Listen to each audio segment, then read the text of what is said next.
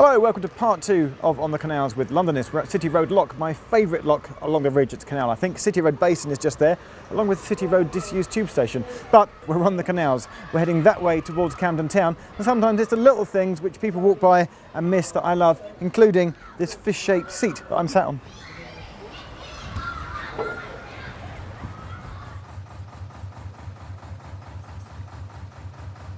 So for this section, we're starting at City Road Basin and walking just a couple of miles west through King's Cross until we get to Camden and the area known as Camden Lock. But straight away, we encounter something that we have to get round, the Islington Tunnel. And there's no way through. There's no towpath. We know this, it's 875 metres in length. It took 3 years to build between 1815 and 1818, and it is literally exactly 200 years old, which is kind of cool.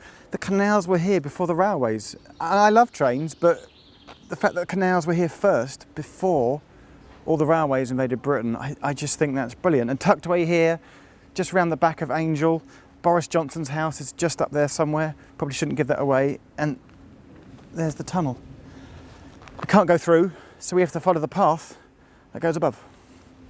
To follow the path of the canal down in the tunnel below, there is a series of blue waymarkers set into the pavement above. Some are easier to spot than others. There are some variants too, and at some point there are some rather more obvious signs in places to guide you along the right way. And at the end, it brings you out to here. So if these are looking like insect tentacles to you and making you go, ugh, then that's exactly what it's meant to be doing. For over here, right by the canal, which is behind you, they've installed these old pipes, ceramic pipes, is an insect hotel where they're encouraging creepy crawlers to come and live here. Back down at the canal, I should point out that we have just walked over the Islington Tunnel, and if you peek far down in the distance over the top of the boats, at this point here, you can see all the way through. But we've just seen a sign for the place that we're going next, the very important London Canal Museum. The museum is just off Battlebridge Basin on New Wharf Road and is located in a building that was once part of a 19th century ice warehouse. There are 2 preserved ice wells deep underground in the building here. But generally, if you want to know more about the boats and people that used to work on the canals in their heyday, then this is the place to come. Geocache. Across from Battlebridge Basin from the museum, we also love the fact that there's a geocache created in the shape of a canal boat. It didn't take my cameraman too long to find, but obviously we can't tell you precisely where it is. So our next stop is here. And welcome to Granary Square. Now you might know this exciting development in the King's Cross area as that cool place with the green steps and where the 4 fountains are, which you can remote control with an app on your phone. That's so last year. In terms of the canal history, what you need to know is that this was once a basin full of water and barges used to come off the Regent's Canal and in to load and unload their grain, hence Granary Square, and there's even a grain store over there. And the position that the 4 fountains are in mark the 4 points where boats used to come in with their goods and actually load and unload. But down here, there's something even more brilliant that I need to show you. For here, at King's Cross on the water, is a bookshop, a floating bookshop. How could you not love that? And this is it. I'm very happy to be with John Privett, the co-owner of Word on the Water. Are you London's only floating bookshop? We are London's only floating bookshop. I love it. Why a bookshop on a canal?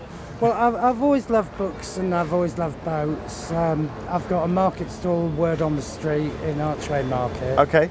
And when I was looking for ways to expand it, I got in a discussion with some of my friends on the canal, and we decided between us to convert this beautiful 1920s Dutch barge into what's been rated as the world's 9th most interesting independent bookshop. And whilst I was there, I even actually bought a book about canals. Okay, I just found a book I'm buying, The Wonder of the Waterways. I'm getting it. Around the corner and you get to St Pancras Basin and Lock. The thing to look out for here is an old water tower built in the 1870s that once provided water for the steam engines. Now called the Water Point, it had to be moved when Eurostar services started running to St Pancras, and it was right in the way of where the new international tracks were to be laid. And this leads us to the stretch between St Pancras and Camden, and possibly one of my favourite facts about the canals in London. So in this series we're not telling you well-established facts about the canal. Most people know how locks works. A lot of people know that they used to leg through the tunnels where there's no towpath. And obviously they had horses to tow the barges on ropes on the towpath. But here is something that you might not have known about the canal, which I love, is that quite often horses, bless them, used to fall into the canal. And when they did, look, there's a ramp here which has been specifically built so that the horse, instead of struggling up the steep bank, could just be led on a rope up the ramp and back to safety on a towpath. There's even stories of people out on a Friday night, maybe a little bit tipsy, falling in, and they just casually walk up the ramp and back into the towpath. That's brilliant. We kept heading west and we got to a point where water crosses water. We're here at Camden Road, bridge number 27. Just like the locks, all the bridges are numbered sequentially. We're not here for the echoiness, although that is pretty cool. But remember at Sloane Square, District Line video, we pointed out the Lost River Westbourne running above the station. Even in the water world, this happens here too. See this pipe running across next to the road? That's the River Fleet in a pipe buried underground, but here, crossing the canal.